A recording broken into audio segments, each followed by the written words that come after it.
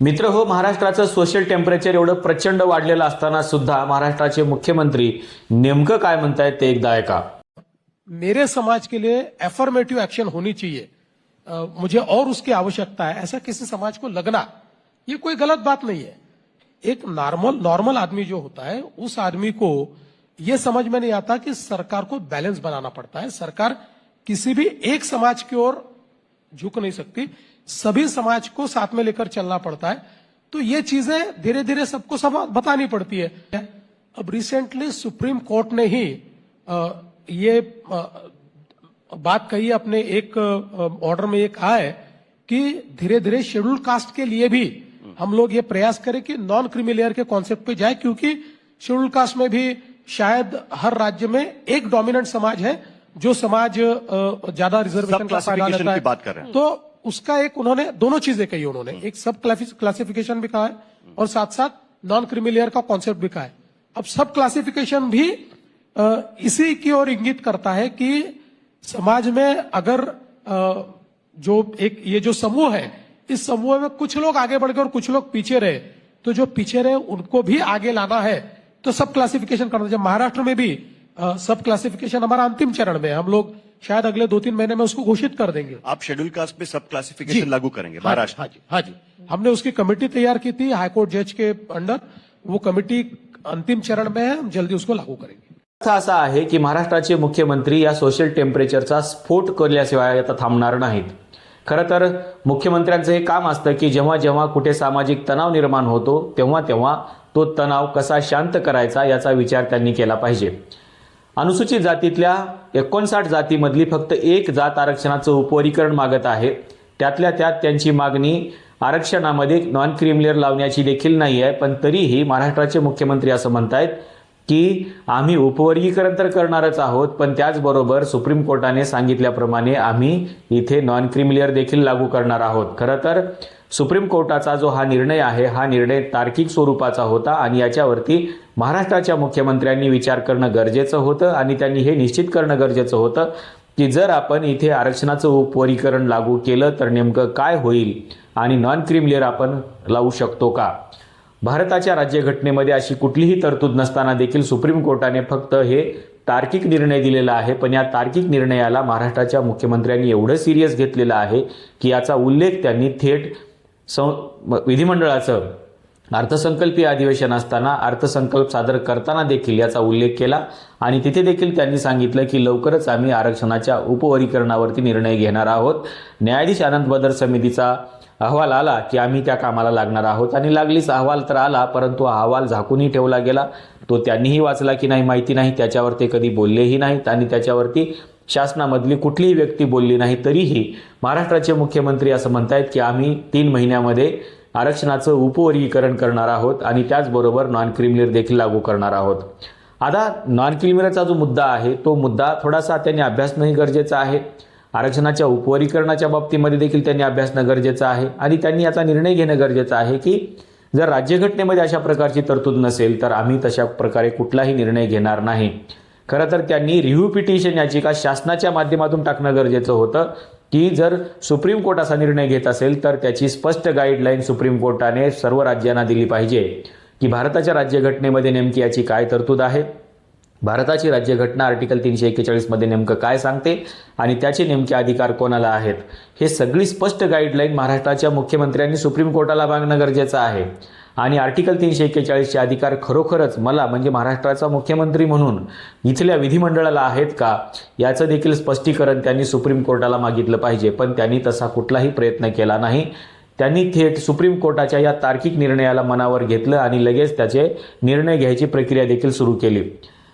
भारताच्या संविधानामध्ये असलेला आर्टिकल 341 त्याचा नेमका अर्थ काय होतो हे त्यांनी त्यांच्या कायदेतज्ञाला विचारलं पाहिजे. त्यांच्याकडे जे काही कायदेतज्ञ आहेत त्यांचे पर्सनल असतील किंवा राज्याचे महाधिवक्ता असतील या सगळ्यांना बोलवून घेऊन त्यांनी विचारलं पाहिजे की नेमका या आर्टिकल 341चा अर्थ काय होतो आणि डॉक्टर बाबासाहेब आंबेडकरांनी आरक्षण देत असताना किंवा आर्टिकल 341 लिहित असताना संविधान सभेमध्ये नेमकी काय डिबेट केलेली आहे आणि आतापर्यंत न्यायालयाने कोणते कोणते निर्णय दिलेले आहेत हे सगळं तपासणं गरजेचं होतं. कारण 2024 मध्ये म्हणजे 1 ऑगस्ट 2024ला जो सुप्रीम कोर्टाचा निकाल आला त्या निकालामध्ये त्यांनी फक्त विचार व्यक्त केलेला आहे की राज्य हे करू शकतं, म्हणजे शकतं असा निर्णय दिलेला आहे, पण त्याची कुठलीही गाईडलाईन आतापर्यंत सुप्रीम कोर्टाने दिलेली नाही. दुसरी महत्त्वाची गोष्ट म्हणजे सुप्रीम कोर्टाने याच्यामध्ये इम्पेरिकल डेटा मागितलेला आहे, तो डेटा देखील राज्याकडे नाही आहे.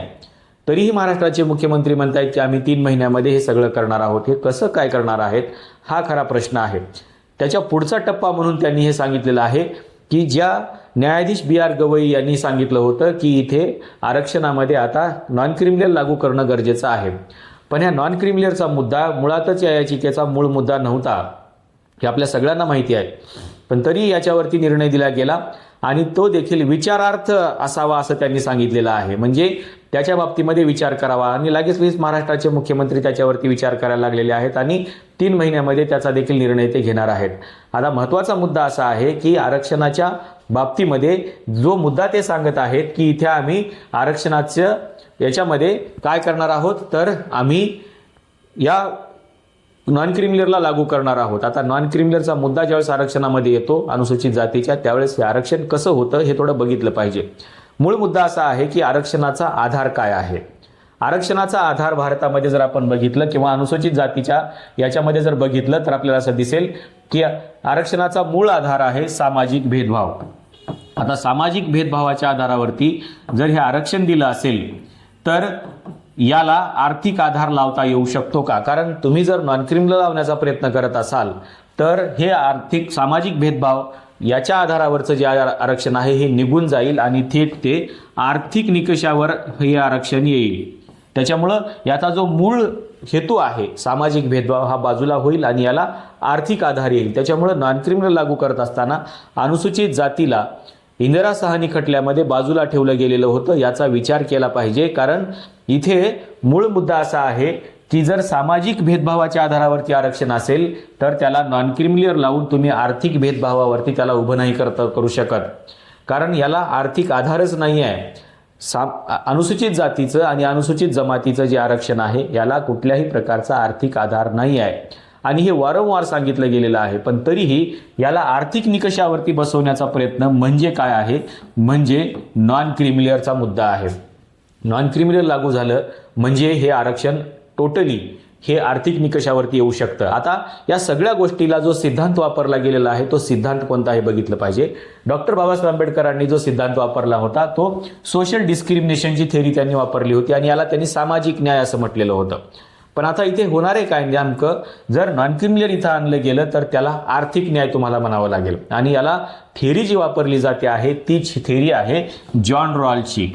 म्हणजे जॉन रॉल जो आहे हा विचारवंत जो आहे हा विचारवंत पाश्चात्य विचारवंत आहे आणि त्याने थेअरी ऑफ जस्टिस नावाचं जे पुस्तक लिहिलेलं आहे तो थेअरी ऑफ जस्टिसचा आधार हा आर्थिक निकष आहे.